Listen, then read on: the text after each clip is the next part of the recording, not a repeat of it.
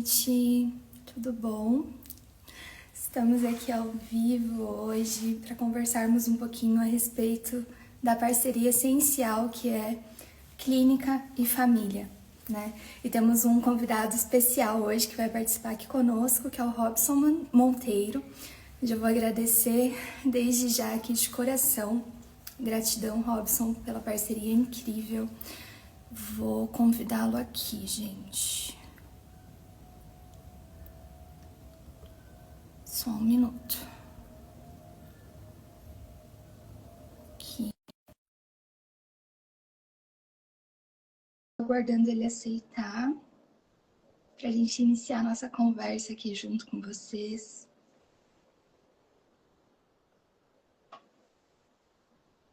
Oi, Robson, bem-vindo. Eu te enviei um convite. Aê, chegou. Acho que a câmera tá ao contrário. Tá ao contrário. Tudo Olá! bom? Boa noite. Prazer. Prazer, que bom estar aqui. Ótimo. Foi meio de ótimo. surpresa, assim. Agora tá hora de surpresa, assim, mas a gente deu um jeitinho aqui. Ótimo. Vamos. Obrigada, viu? Gratidão. Você quer... Eu vou me apresentar para quem não me conhece ainda. Por favor, me arrumando aqui, porque eu fui pego de surpresa. Ok. Mas tá ótimo. Estou te vendo normal aqui. Tá muito boa a sua imagem e o áudio também. legal. Tá bom? Eu vou me apresentar para quem não me conhece ainda. Eu sou a Kelly Barros. Eu sou pedagoga, psicopedagoga, psicanalista e agora também escritora. E convidei o Robson para essa parceria aqui, para essa conversa, referente à importância, né, do acompanhamento das famílias no tratamento dos pacientes, especialmente crianças, né, e adolescentes. E o Robson também tem bastante experiência nessa área e ele vai poder agregar bastante com a gente nisso. E vou passar para ele se apresentar melhor para vocês também. Então, boa noite a todos. Sou Robson Monteiro. Fui muito convidado, fui pegado de surpresa. Sim, é uma honra muito grande para mim estar aqui. Ela me colocou como psicólogo lá, né? Eu sou psicoterapeuta, né? Já faz um bom tempo. Eu sou terapeuta ocupacional e estou no meu último ano de psicologia. Estou terminando minha graduação aí, que está gerando mais de uma década. Né? Mas eu sou pesquisador, né? Sou terapeuta ocupacional, sou pesquisador. Trabalho muito nessa área acadêmica em fazer artigos científicos, colaborar com e ter uma pós em neuro já, né? Antes de terminar a graduação, já vou me formar já com a pós em neuro. E tenho me especializado muito na área de família, né? Na área conjugal. Estou fazendo uma certificação na área conjugal e de casais. E tem algumas experiências muito legais aí aqui em Brasília, no Hospital da Criança, né? Que é uma referência. E aí, trabalhando com crianças, observando crianças, estudando crianças, eu fui perceber que eu sou mais voltado aos pais, à família, né? E aí eu tenho pesquisado muito e já fiz estágio em escolas aqui, né, dos municípios aqui por perto, como psicólogo educacional e escolar. Então, assim, tem muita informação boa aqui, né? Sim, nós estamos aqui nos desenvolvendo e agregando mais aí com uma colega nossa aí, que eu conheci agora há pouco tempo. E vamos destrinchar e ter mais conhecimentos. Vamos lá. Obrigada, Robson, mais uma vez. Eu fiquei muito entusiasmada quando nós conversamos previamente, antes da live, quando você falou da sua experiência também em escola, né? Porque ao falar de família, me remete muito a essa experiência que eu tive também na escola. Primeiro como professora, depois como psicopedagoga. E assim, é imprescindível, né? Não tem como a gente tratar ali a criança ou adolescente sem essa presença ativa da família. Por quê?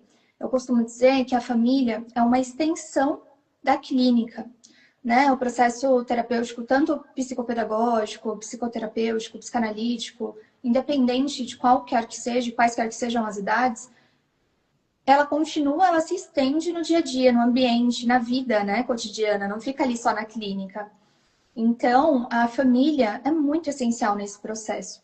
E eu não sei se é o caso, mas as escolas em que eu atuei foram escolas da rede pública, municipais. Então, assim, famílias muito carentes, socialmente carentes, crianças e alunos e adolescentes que eu atendi, muitas vezes não tinham nem essa família presente em casa. Então, ou era da casa de acolhimento, sabe? Realidades muito complexas.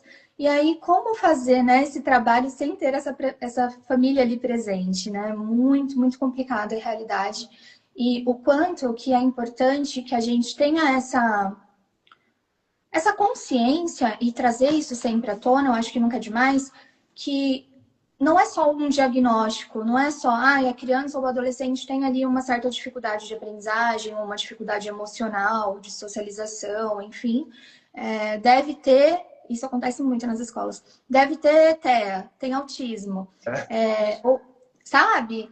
Então, assim, é muito prejudicial esse tipo de situação, além de rotular a criança e o adolescente a qualquer fugida um pouco ali do padrão esperado, né? Fugir um pouquinho do padrão, tem um transtorno, tem um diagnóstico. Nunca eu vou rever a minha prática enquanto professora, enquanto pedagoga, enquanto profissional, é sempre a coitada da criança lá, né?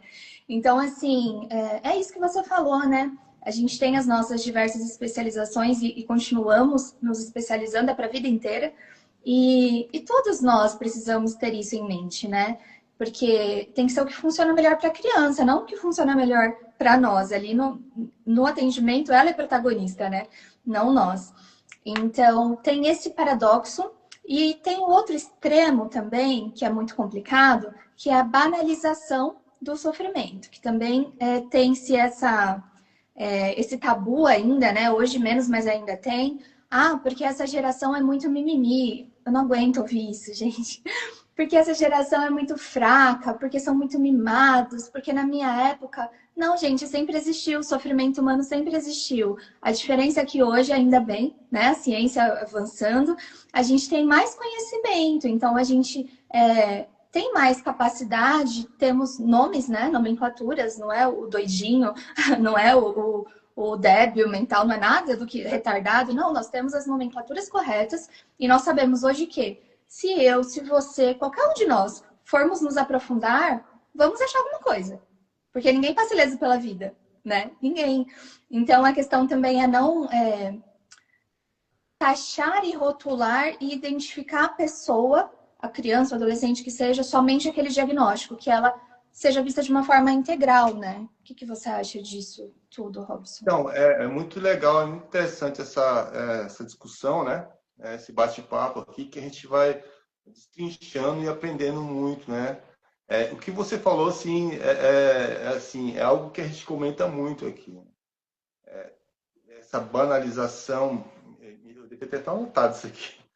Mas, assim, essa banalização, nós vamos entrar aqui em vários assuntos, né? Mas essa banalização, ela é que mais me toca, sabe?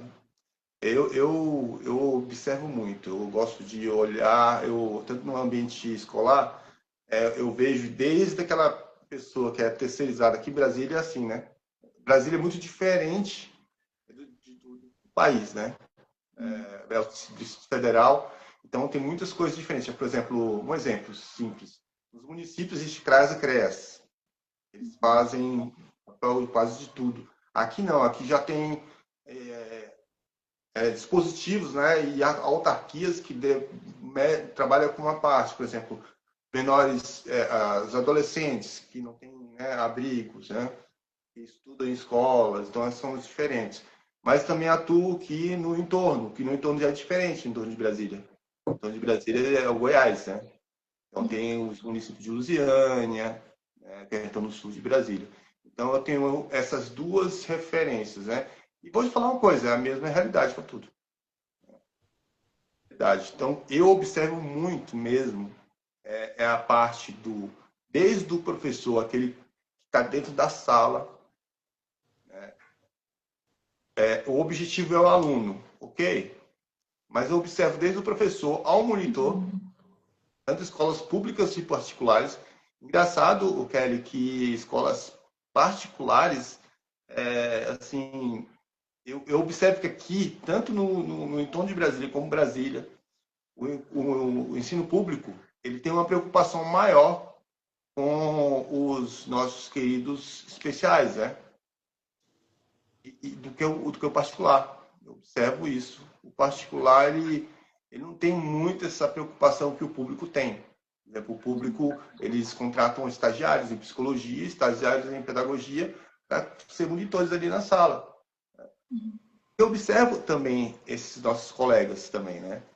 Tantos colegas, esses nossos colegas, observo também a coordenação e observo a família para a gente entender o aluno. Você falou sobre a banalização da psicopatologia, né?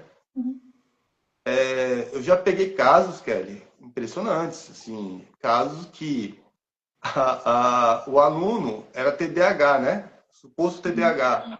Mas o aluno sentava embaixo de um ventilador. Então, assim,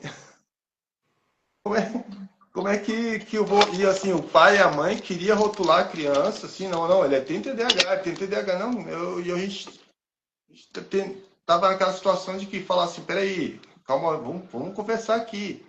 Passei uma avaliação neuro, né? Psicológica, né? Uma avaliação psicológica, um TDAH na criança. A criança tinha, assim, um traço de desatenção, mas tudo na média. Então, era um caso assim... Nossa, tá caindo aqui, só para caindo aqui, peraí. Deixa eu arrumar. Tá, vai ficar tudo bem. Não é TDAH não, tá? A luz aqui. Então, assim, Kelly, eu sim, acredito que você pega essas situações aí também. Então, assim, observando o pai, né, observando a mãe, o núcleo familiar, teve casos que eu fui na família, na casa da pessoa, fui tomar café lá, fui tomar café, e eu observei, assim, o ambiente, ambientes, famílias, né, não tão pobres assim, e como é que esse aluno se comportava, agressividade, se tinha TEA, tinha toque, tinha TOD. A gente não precisa, eu observava que era a família. E não adianta o psicopedagogo ficar lá enxugando gelo, o pedagogo fica lá se esforçando, porque atrapalha o ensino, a qualidade de vida dessas crianças e vão virar adultos problemáticos amanhã. Então, assim, é uma discussão muito legal que nós vamos ter aqui sobre isso, né? Sobre esse tema, e vamos aprender muito. Vou ter muito a aprender com você. Eu também, é recíproco, isso é mútuo. E o que você falou me veio aqui, né? Ah, não, ele é TEA. Isso também acontece muito, né? No sentido de. É TEA não, é TDAH, você falou. Por exemplo, tá, beleza, ok, digamos que chegamos lá no diagnóstico, tudo certinho, laudado, ok. Mas para aí, não para aí. A criança tem uma dificuldade, mas então nós vamos pensar em como que ela pode aprender a partir dessa dificuldade que ela tem, né? E não parar no diagnóstico como se fosse um limitador, né? Tipo, tem tal transtorno, tem tal questão, então não vai aprender mesmo, é por isso que não aprende mesmo. Também tem muito disso, né? E a questão da família, eu acho também, Robson, que é a questão do ambiente, né? A gente sabe cientificamente que o ambiente, ele influencia muito, diretamente na nossa saúde mental, emocional, né? Então, se não me engano, é o Vygotsky, lá na Faculdade de Pedagogia, que falava, né, do entorno, do ambiente. Então, não tem como negar isso também, né? Muitas vezes tem lá um ambiente familiar desestruturado, que foi também o que eu vivenciei com esses pacientes da rede pública. Não todos, mas grande parte. Então, tem uma família desestruturada, pais usuários de droga, ou não que seja determinismo que essa criança vai ter algo, mas tem muitos casos que sim. Porque, né, a criança ali, um ser em formação, pegava cada caso, Robson, que assim, assim, desesperador, sabe? Eu acho que a parte mais difícil da nossa área é essa sensação de impotência que a gente sente frente a alguns casos que a gente atende, né? Então, abuso, sabe? Não tem como falar, a criança não aprende porque é desinteressada, porque olha o que essa criança vive, coisa que a gente nem imaginou, às vezes, passar e viver. Então, e ainda é uma criança em formação, né? Então tem tudo isso. Você falou um negócio muito legal aí, que eu amo muito. Eu amo muitos teóricos, né? Uhum. Eu gosto muito de Piaget, Valon, Uhum. gosto muito. Né? Estudei muito eu amo muito. E assim, tem uma coisa muito interessante, Kelly, e é interessante a gente estar comentando, que é sobre as abordagens, né? Uhum. Pessoas ficam debatendo abordagens, né? Ah, psicanálise, TCC, né? Uhum. Fundamental, Madeira. terrorismo. Mas assim, eu tenho uma visão, assim, eu comecei a fazer minha graduação, depois a gente conversa sobre a minha história, assim. Comecei a fazer minha graduação em psicologia em 2013, tá? 2013, eu sou engenheiro elétrico, fui 15 anos bancário, desenvolvedor de sistema, tem uma história muito bonita, difícil, mas bonita. Então, assim, em 2013 eu entrei para psicologia. E é antes da pandemia. Olha só, a gente vai chegar no ponto da pandemia, tá? E aí eu comecei a estudar naquela época, Valon, Piaget muito, principalmente na área da primeira, segunda, terceira infância e a parte pré-motora, né, o operatório formal. E Valon fala também sobre ambiente, o Winnicott fala também sobre isso também. Então não é, aí tem uma coisa, não sei se você já ouviu isso, mas não é abordagem, é a Kelly, Com certeza. Eu é o acredito muito terapeuta. nisso. Com É certeza. exatamente isso. Então, assim, a gente vai ter outra oportunidade de fazer outras lives e tal, mas, Uhum. assim, colocar isso e ponderar isso é muito importante. É muito Completamente. importante. Concordo muito, muito, muito. E E aí, outra, atuando como psicopedagoga também, ai, desculpa te cortar, não, mas eu, principalmente para atuar com TEA, né, eu acabo pegando emprestado muito de algumas outras abordagens que são mais eficientes e eficazes naquele caso, naquela questão. A psicanálise não dá conta de tudo, assim como a TCC não dá conta de tudo. Eu acho também que é uma discussão muito pobre essa, né? Inclusive, a gente já tá dando um spoiler, gente, do próximo livro dele que vai sair, que vai ser a respeito das abordagens. verdade. E eu acho uma discussão muito pobre essa também, porque nós estamos aqui para agregar e acrescentar uns aos outros, né? E é, não discutir qual abordagem é melhor. Aquilo que nós falamos agora há pouco, o protagonista é o nosso paciente, então, independente da abordagem que seja, se vai ajudá-lo, é o que importa, né? É aquela questão, né? A pessoa chega no consultório, né, e fala assim, ah, mas fulano, ciclano, é beltrana. Ah, tá. Eu falo assim, sim, mas e você? Você. É, Uhum. não, mas fulano, ciclano, não, mas eu quero saber de você. Exato. É isso. Mas, assim, entrando na questão da primeira, segunda, terceira infância, esse indivíduo, né, esse nosso querido, que eu amo tanto, né, que está ali se desenvolvendo, né, seja ela na segunda, terceira, primeira, segunda ou terceira infância, geralmente na segunda para a terceira infância, né, que a gente observa as condutas, o comportamento dessas crianças, e a gente associa com os pais, né, e os ambientes que eles foram formados, que eles estão ali. E então a gente observa essa dinâmica e vê, poxa, esse indivíduo está em desenvolvimento. Eu não posso assinar ainda, mas quanto a neuropsicólogo, eu não posso bater o martelo e falar que a pessoa é TEA, né? Uhum. Posso falar que ela é autista.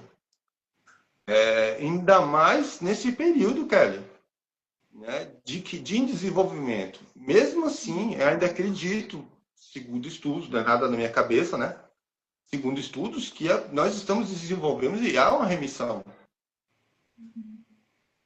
E assim, eu vejo muitos pais, triste isso, viu? Muitos pais, até não tô assim, julgando, tá? É com muito cuidado que eu falo isso. Mas eu vejo muitos pais, Kelly, e pegando a sua incompetência, tá? Veja bem, a sua incompetência.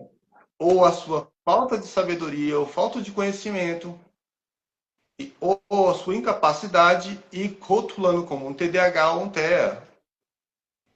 Isso é muito triste, né? Eu particularmente, eu falo um pouquinho de mim. Eu sou uma pessoa que eu fui doutrinado e cresci num ambiente muito legal, pai e mãe. Então, assim, eu tive muitas dificuldades de alfabetização, tá? E tive um ambiente maravilhoso em casa. Uhum. Eu fui alfabetizado na fase adulta, praticamente. Né? Na época não tinha os recursos que nós temos hoje. Nós até comentamos sobre isso, né?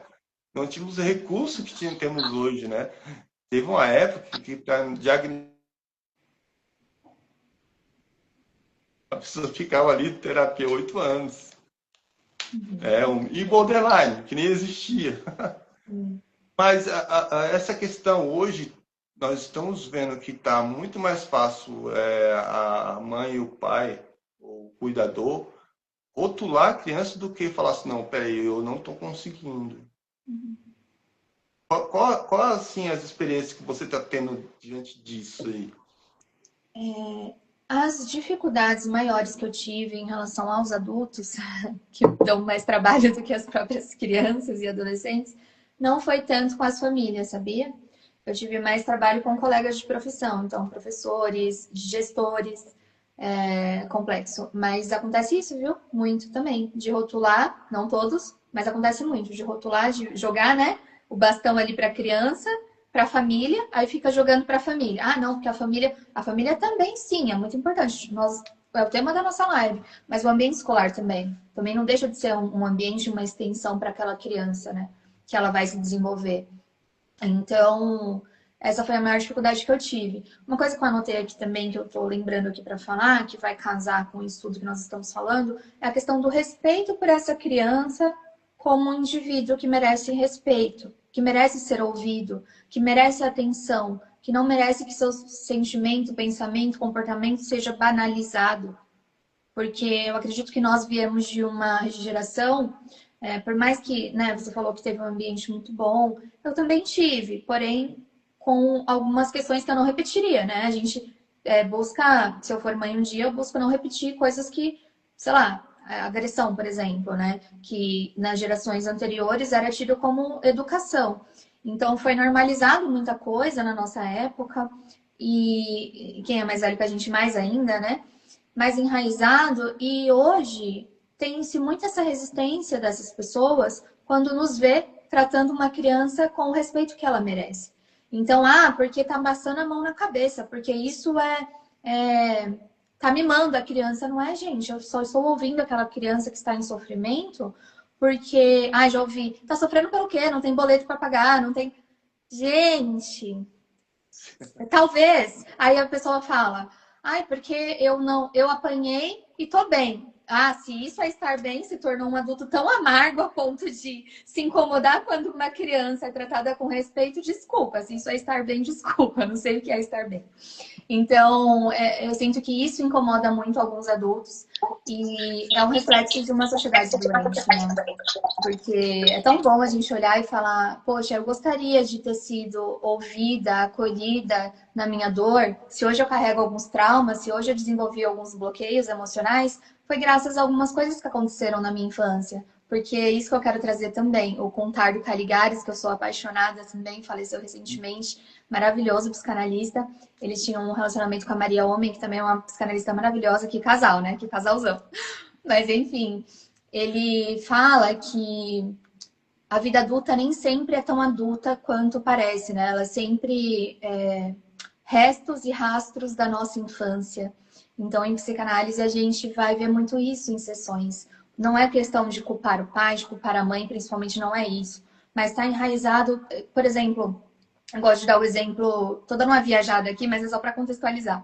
Eu gosto de dar o exemplo de relações, né? Às vezes a gente fica naquele ciclo repetitivo lá, que Freud diz, né? De elaborar, de repetir para elaborar. Por quê? Porque a gente é masoquista, porque a gente gosta de sofrer? Não necessariamente. Ninguém tá tão perturbado assim. Mas por quê? Porque o meu modelo mental, emocional, enraizado lá na minha infância, às vezes foi esse, de agressividade, de precisar caber para pertencer, de precisar me encaixar, então de ser rejeitado e aceitar aquilo como amor, um controle como cuidado.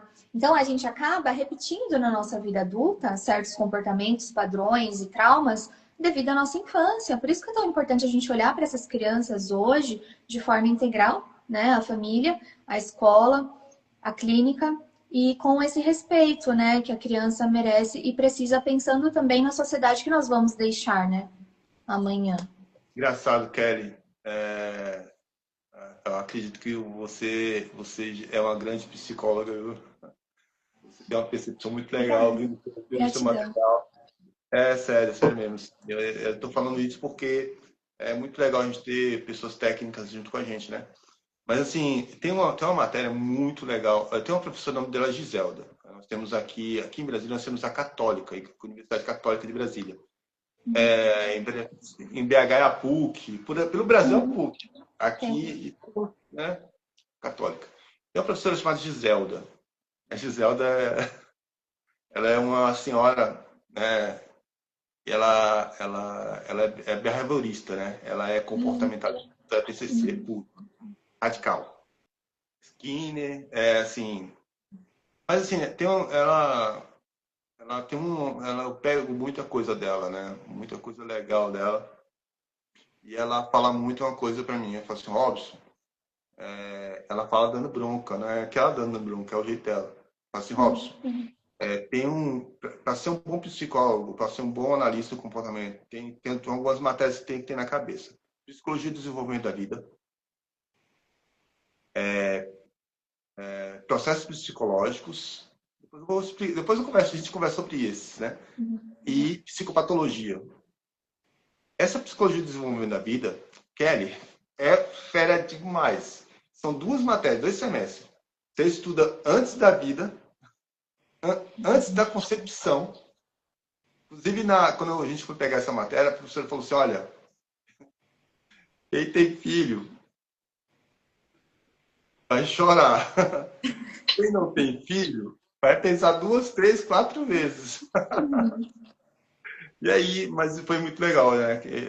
A gente estuda antes da concepção. Quem era o pai, quem era a mãe, de onde que eles saíram, qual é o fator sanguíneo dele, quem são, né? Aí depois da ideia da sistêmica, né? Que é do genograma, né? Já viu o genograma? E aí chega a que já é concebido aquele indivíduo ali começa a formação do sistema nervoso central. Então, assim, eu estou falando tanta coisa, mas muito legal falar sobre isso para a gente chegar no indivíduo. Sim. Quando chega um momento, por exemplo, olha, eu tenho eu não estou fazendo psicologia, estudando tanto, Kelly, para mexer com depressãozinha. Tá? Eu estou estudando pra caramba. Eu deixei a minha vida toda, só para estudar. Para eu mexer com coisas pesadas. Tipo, esquizofrenia para cima. É isso que eu quero. Né?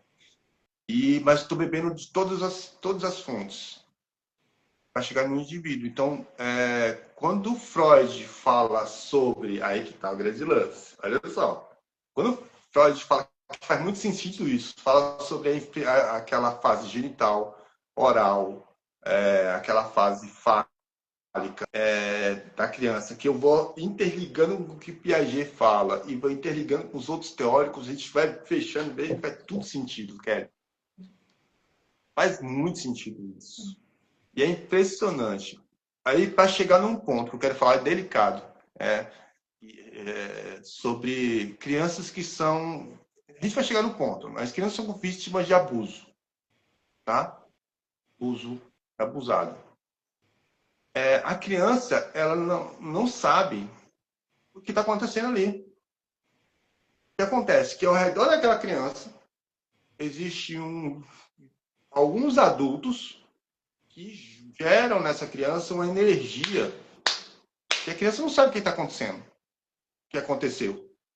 Essa criança vai ter noção disso quando ela tiver uma percepção cognitiva para entender assim, opa, eu fui violentado. Deu para entender até aí? Consciência, né? consciência. Então, assim, eu estou trazendo esse exemplo bem pesado para a gente chegar num ponto. É que nós somos o que falam para sermos. É bem de senso comum que eu estou falando. Uhum. Mas Não, sim. essa energia que os Uhum. pais, o ambiente, as pessoas trazem para aquele indivíduozinho que está em formação é que vai fazer essa pessoa ser o que ela vai ser amanhã.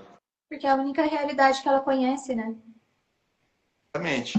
Por exemplo, e aí que entra uma frase que eu falo muito em consultório. As nossas dores existenciais nos dão recurso para sermos ou frustrados ou, ou extraordinários. Sim, ressignificar isso, né? É, eu sou Uhum. extraordinário. Eu sou muito extraordinário. Você também é. Porque se você não É, fosse extraordinário, você não estaria aqui. sim. Então Sartre, isso me lembra Sartre, não importa o que a vida fez de você, mas o que você fez daquilo que a vida fez de você. Já se tornou banal essa frase por conta, né, da internet, mas eu tenho essa frase comigo, assim, pra vida. Porque é ressignificar, não é romantizar o sofrimento, mas não tem como fugir dele, né? Ninguém passa ileso. Então vamos tentar fazer algo de bom com isso, né? Que me lembra também o estoicismo filosófico, enfim, muita coisa na prática. Você falando da infância, você falou do desenvolvimento, desde antes da concepção, me lembrou o Winnicott, quando ele fala sobre a mãe suficientemente boa, né? Que não é assim esperar uma mãe perfeita, aí no caso eu também sou feminista, né? Mas não é esperar uma mãe perfeita, um pai perfeito, mas o que ele quer dizer com esse termo, né? Essa metáfora, é como eu entendo, tá? Se você entender de outra forma, a gente agrega aqui e acrescenta. A mãe suficientemente boa, para que seja criado esse ambiente suficientemente bom. Eu acho que essa palavra, suficientemente, que ele usa, é tão genial, porque não é nem a mais nem a menos, né? Que eu costumo dizer também que a negligência, esse abandono, essa negligência afetiva, emocional, esse abandono dessa criança gera muito mal. Isso é óbvio, está dado, é um fato. Agora, a superproteção, que é o outro extremo, também prejudica muito essa criança, também vai gerar traumas nesse adulto lá na frente. Também vai acarretar em inseguranças mil, em ansiedades mil, em desejo por validação, aprovação, autocobrança exacerbada. Então, esse demais, esse extremo, né? Ou esse de menos, essa negligência, ambos. Então, assim, complicado, né? Inclusive, você falou da matéria na faculdade. E é o que eu sinto também. Eu acho que eu tenho essa dúvida e não fui mãe até hoje por conta disso, que eu sempre trabalhei com criança, porque eu amo. Mas, assim, a gente sabe o tamanho da complexidade que é, né? A responsabilidade que é colocar alguém no mundo e não tem como você se isentar de gerar um trauma. Mesmo tendo todo esse conhecimento, não tem como. Você é ser humano também cheio de trauma. Por melhor que eu seja, que você seja, se um dia, né, tivermos, se você tiver filho, se eu tiver filha, é, por melhor que eu seja do que meus pais foram comigo, assim como eles foram melhores comigo do que os pais deles foram com eles, meus avós, eu vou gerar algum trauma, querendo ou não, né? interessante isso, né, Kelly? Isso é algo que família, né? O que a gente está falando, tudo remete à família. Tudo. Por exemplo, eu parei tudo da minha vida, cara. Tudo. Parei tudo, só para estudar. Eu estudo em período integral hoje. De manhã, tarde e noite. Né? Eu estou de férias, estou agoniado, porque eu estou de férias.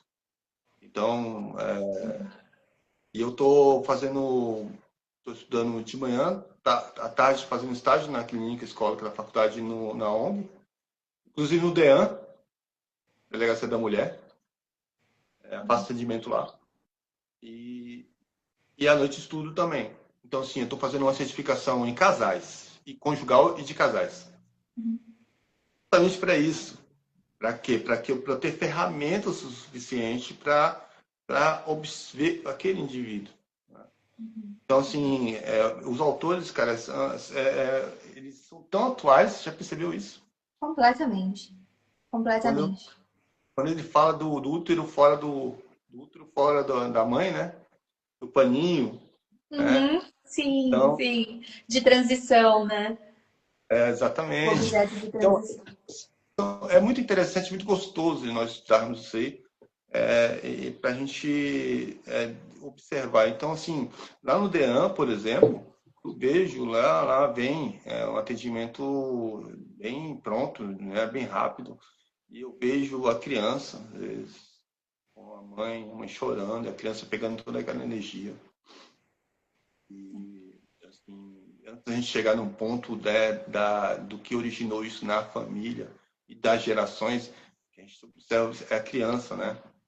Então, assim, quando chega lá, a mãe chorando, desesperada, no ambiente policial, lá nós temos aqui no Leandro, nós temos um ambiente para criança. E nós temos uma monitora que fica lá brincando com a criança.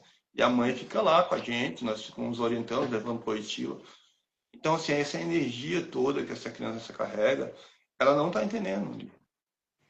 A criança fica lá brincando com os bonequinhos, com os bichinhos. Ela não está entendendo, mas está vindo energia. Eu pensei aqui agora nas projetivas. Como psicopedagoga, eu fazia também as projetivas, né? Então, pedia lá o desenho do vínculo escolar, vínculo familiar e o vínculo consigo mesmo. No vínculo familiar, gente, só retificando aqui, muitas vezes pensa, né? Ah, psicólogo infantil, a psicopedagoga só brinca. Gente, tudo que a gente faz tem uma intencionalidade por trás e a gente descobre tanta coisa pesada num desenho. Eu não tô pedindo para a criança fazer um desenho para passar tempo, para eu ficar de boa. Não é isso. Eu tô analisando tudo daquele desenho. Já descobri casos de abuso por conta do desenho, casos de pai, de mãe alcoólatra, de mãe que apanhava do marido, do pai da criança em casa, entende? Então, assim, é sigiloso, né? Obviamente, não estamos citando o nome de ninguém, mas só para mostrar o quão importante é esse nosso trabalho, né? E o quanto a família sempre está presente positiva ou negativamente, né? Em relação a tudo que a criança está ali desenvolvendo. Então, fica nesse inconsciente dela, né? Porque se ela não expressa falando, ela expressa no desenho, por exemplo. Isso está dentro dela.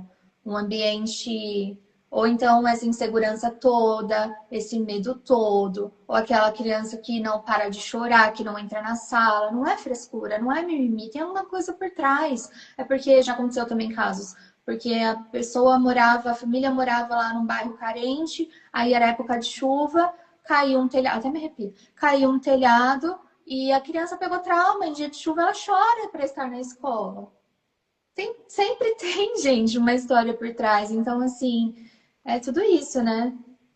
É, eu, sou, eu entro em todo canto, viu, Kelly?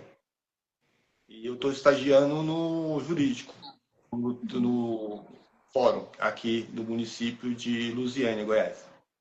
O único lugar que me receberam, né? Então, o juiz e fala assim, olha, eu quero saber dessa família, né? Essa a guarda, né? A alienação parental. Então, nosso trabalho é lúdico. Então, eu levo lápis de cor, bonequinho, papel, Jogos. e aí chega, eu fico observando alguns. Às vezes não tem nada para fazer, eu fico lendo o processo. E fico observando, porque eu tenho um zelo muito grande sobre isso, né? E chegou um caso lá que eu estive que é impressionante, é bom você saber.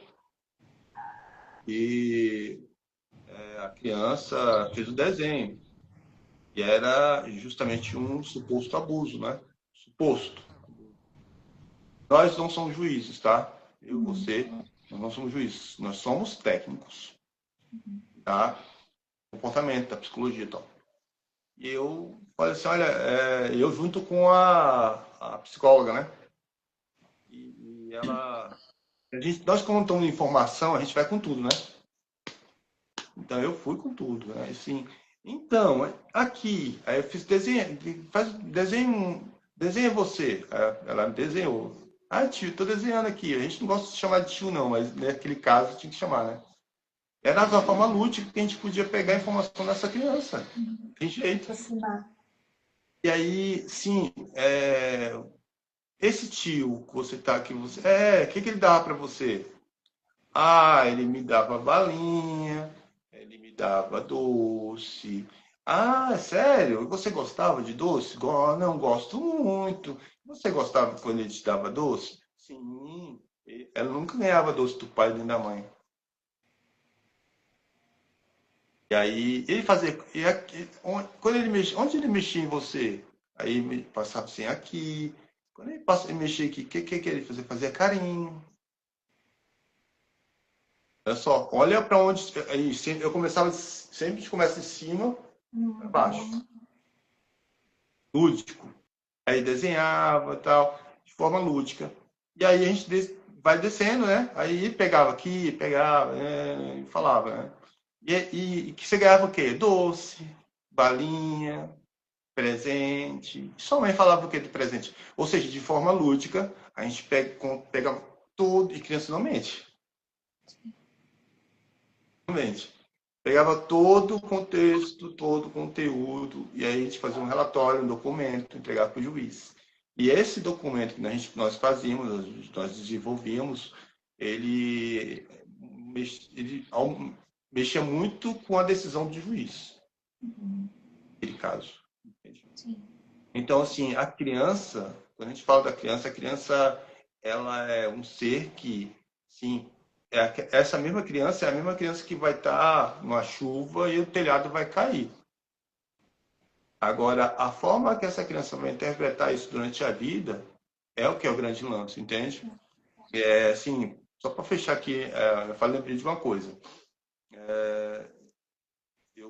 Eu convivi com um casal que o filho, toda vez que caía, a mãe e o pai, eles iam para essa criança e pegavam assim, ai, meu filho, meu filho, meu filho, meu filho, sabe? E eu criei o meu sobrinho, né? Criei meu sobrinho hoje tá velho. E eu lembro quando ele era pequenininho, ele caía, eu falei, opa, não, pode pedir perdão pro chão. Pede desculpa pro chão. Ele, desculpa, chão. É isso aí, pede desculpa. Toda arranhadinha, né? Assim, ó, você se arranhou porque você foi pro chão. Aí ele ficava, desculpa, chão, desculpa. Tá ardendo? Ah, vamos cuidar. Vamos cuidar. Vou jogar água? Vai doer. Vai O doer. Mas, desenvolvimento da autonomia, né? exatamente, e a gente entra, remete, volta lá no início, falando nos nossos teóricos, né? No Uhum. ambiente, no que essa pessoa é submetida. Ou seja, era aquele suposto trauma que Você foi. ofereceu um ambiente suficientemente bom para ele, porque você não negligenciou a dor, porém você também não fez ele se desesperar, fez ele entender que faz parte da vida, tá tudo bem. Agora ele aprende que ele vai prestar mais atenção e você ainda trouxe o lúdico, o humor, ainda pede desculpa pro chão. Então, assim, é isso, é sempre a forma como a gente trata e lida com a situação, né? Eu gosto, sei lá, para os brinquedos, até para arrumar os brinquedos. Não precisa ser aquela coisa chata, maçante. Sim, eles têm que ter limites, regras, mas, poxa, é tão mais fácil, ele colabora, a criança colabora tão mais com você, se você transformar isso num jogo lúdico. Vamos ver quem guarda primeiro, vamos ver, eu vou guardar primeiro. Gente, eles vão se. E ainda querem mais. Então, assim, é complicado para nós que somos adultos, que estamos cansados, estressados, é. Mas colocou a criança no mundo, vamos tentar fazer o melhor por ela, não é mesmo? Para a gente talvez conseguir deixar aí uma sociedade melhor, né? Kelly, tem algumas coisas bem legais que eu preciso muito compartilhar Por contigo. favor, por favor. Eu fiquei 20 horas numa escola de os pais, tá falando de família, né? A criança tinha 8 anos. A criança chorava muito na escola, né? Chorava muito. Estava triste, não tinha. A gente observava que era uma criança muito deprimido. É uma igreja, é uma escola batista, tá? Uhum. De uma igreja, né? Então, eu tive a oportunidade de chamar os pais, né? Conversar com os pais. E eu vi que a dinâmica familiar é uma dinâmica extremamente saudável, né? Ele tem 8 anos e tem um irmão de 13. Mas, assim, é extremamente saudável, né? Eu observei o ambiente, observei os pais, fizemos algumas entrevistas, né? Conversamos. Mas foi observado nessa família que os pais, eles não tinham a vida, eles estavam extremamente enrolados, né, na vida. A vida financeira estava muito boa, tá? Só que a vida matrimonial deles não estava boa. Eles brigavam? Não. Sinceramente, eles não tinham conexão entre eles. Então, isso trazia uma energia muito nociva para o menino mais novo. Então, eu junto com a psicóloga, né? E nós fizemos isso nessa ocasião, isso aconteceu há 2 anos, foi quando eu comecei a fazer estudar terapia conjugal de casais. Eu falei, eu tenho que estudar esse universo, porque isso aí para essas crianças vai ser ótimo. E aí nós fomos observar, e aí nós fizemos a devolutiva para esse casal, e falou assim, olha, vocês precisam de um tempo juntos. Estão se entregando muito para as crianças, então, só que não estão fazendo o suficiente, está piorando. Que vocês estão precisando de orientação. E aí, né, a psicóloga começou a cuidar deles, junto com a psicóloga deles, nós demos a informação e aí a psicóloga começou a cuidar do casal e eles começaram a fazer umas viagens, viajar, né, aqui em Brasília tem Caldas Novas, que é um lugar maravilhoso, e eles começaram a se unir mais como casal. E aí, mais ou menos assim, depois eu parei de ficar lá um tempo, né? Estudando o caso junto com a psicóloga que eu indiquei. E aí, depois de um ano depois, eu fiquei sabendo como é que estava o garoto lá, né? Na escola. O garoto mudou, o garoto mudou. O garoto ficou mais firme, ele ficou mais assim, menos deprimido, ele ficou mais alegre. A professora, né, que falou assim, nossa, Robson, ele está extremamente diferente. Eu vou te falar, ele continua assim, as atividades dele não é a mesma como, né, é a mesma como era antes. Mas o comportamento dele mudou, ele está brincando mais, não está chorando tanto como deveria chorar. Então, assim, aí que entra a Madeline Klein, o Sim. Winnicott, é um ambiente. É transformador, né? Ver essa mudança para melhor. É muito bom, né? Porque é a gente indo na causa raiz da situação. E muito bonito também que esse casal começou a ter o tempo de qualidade, né? E aquilo que a gente falou, de tudo que é demais, um extremo ou o outro é ruim. Às vezes eles pensavam que, não, nós estamos abrindo mão de nós, do nosso momento, em prol do nosso filho. Porém, justamente isso fazia mal, também acarretava, né, como consequência negativa para esse filho, essa falta de tempo do casal, né? Então, muito interessante, muito bom ter trazido isso, Robson. Eu acho que a gente conseguiu falar de muita coisa, né? Você quer acrescentar mais alguma coisa? Eu, assim, acredito que nós temos temos muito conteúdo bom, né? Uhum. Muito conteúdo bom. A gente pode fazer outras lives também, né? Com outros Sim, temas. desculpa o barulho da moto aqui. Imagina, pode Mas, ser. assim, é o primeiro de muitos. Acredito que a gente pode escrever coisas juntos, né? Sim. Porque cada um tem sua área de saber. Né? E, assim, a gente tem muita coisa a aprender, né? Eu tenho muita experiência, né? Como eu falei, né? Kelly, eu parei minha vida todinha. Tudo. Deixa eu te perguntar uma coisa aqui. Se você sentir que é invasivo, não quer falar na live, não tem problema, não precisa falar. Se quiser me perguntar de volta também, eu respondo. Só para a gente finalizar a live de uma forma mais próxima aqui com o pessoal que está com a gente. O que te fez, o que te despertou esse amor pela área da psicologia? Bom, eu não gosto muito de chavão, né? De palavras prontas, né? De frases prontas. Eu podia falar assim, eu fui escolhido pela psicologia. Né? Não foi, não. Minha primeira formação foi engenharia elétrica, né? Uhum. Sou músico desde de 8 anos. Depois fiz licenciatura em música na UNB e fui bancário durante 15 anos. Uhum. E aí fiquei doente, muito doente. E aí, como eu fiquei doente, em 2010 eu fiquei internado numa clínica. E quando eu fui lá, tinha musicoterapia. Era horrível. Falei, que cara, eu posso fazer melhor que ele. E eu tinha lá o meu psicólogo, tinha meus clínicos, tinha os enfermeiros. Eu passei em 60 dias lá na época. Nesse período, eu perdi tudo. Eu perdi tudo da minha vida. Perdi família, esposa, perdi patrimônios, perdi tudo. Fiquei sozinho. Ouvido para minha mãe interditado. Em 2013, comecei a estudar psicologia, porque eu falei assim, não, cara, agora eu vou cuidar de pessoas. E parei, comecei, parei, comecei, parei. Em 2023 eu comecei de uma vez. Eu posso dizer tô, que eu naturalmente eu acabo me tornando muito técnico. Tem alguns artigos publicados assim que eu ajudei. Ajudo o pessoal a fazer TCC.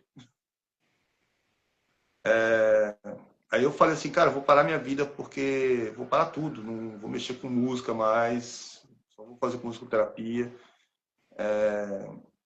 Desde então tô pelo INSS, né, tô querendo sair. O INSS corta, tira, tô sem INSS ultimamente. Então, assim, coloquei a faca nos dentes e tô indo embora. E me encontrei na vida. Né? Então, assim, hoje eu sou apaixonado pelo que eu faço porque eu tô fazendo o que eu sempre vi meus pais fazendo, que foi assistência social. Cresci vendo meus pais colocando pessoas dentro de casa. Pessoas que vêm da roça, pessoas que vêm de... então, assim, eu acabei que depois dos 40 eu fui entender que fui me encontrar na vida, né? Então, eu fui entender algumas perguntas que eu não tinha respostas. E agora eu tô aí, faltando alguns meses para me formar e conhecendo pessoas novas e pessoas de longe. Encontrar seu propósito, né? Eu acho É, que é muito bonito isso e eu me identifico no sentido de eu na adolescência, né, fiz tratamento também, passei por psicólogo e foi o que me ajudou muito, muito, muito, muito, muito e eu sou muito grata por isso. E aí, desde então, acho que eu me apaixonei demais pela área e não comecei já com a psicanálise e também a psicopedagogia, porque não era possível para mim, né? Financeiramente, tempo, sempre trabalhei desde muito cedo também, 16, 17 anos eu trabalhava já. Então tinha que ser algo que eu conseguisse um emprego na área mais rápido, né? E aí o sonho da psicologia, em algum momento eu ia fazer. E acabou que tá ali na educação também, né? Não tava tão distante assim. Mas eu sinto isso também, que eu tô devolvendo para o mundo algo que um dia eu precisei. E isso é gratificante demais, é muito bom, né? Poder oferecer o que a gente tanto precisou um dia, esse lugar de acolhimento. E eu acho que isso é o que mais nos forma como bons psicólogos, psicanalistas e profissionais. Não é tanto a teoria, a técnica, é a nossa vivência, né? Aí eu vou falar um jargão, uma situação, que não tem como não falar, do Jung agora, né? Conheça todas as teorias, domine todas as técnicas, mas ao tocar uma alma humana, seja apenas outra alma humana. E Jung, é né? isso. Jung. Acho Ô, que Robson, obrigada. tá Obrigada certo. demais pela colaboração. E deixa eu dar um spoiler para a galera. Não sei ainda se a gente vai fazer isso ou não, mas eu tô com outros projetos em mente que eu falei com você sobre as famílias, o grupo, talvez de apoio. Vamos conversar com calma depois no privado. Mas quero que a gente faça, né, algo bacana dentro da nossa possibilidade de tempo. Mas eu também estou em casa, depois eu vou te falar também melhor sobre isso, também estou de home. Então estou conseguindo me dedicar mais ao digital no momento por conta disso. Estou atendendo só online por enquanto. Também estou cuidando da saúde, então tem dias que eu estou com consultas também.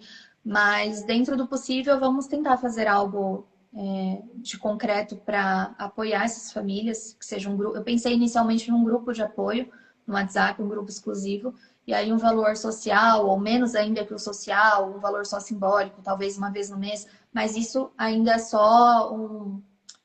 Estou aqui divagando, pensando em futuros projetos. A gente combina melhor depois.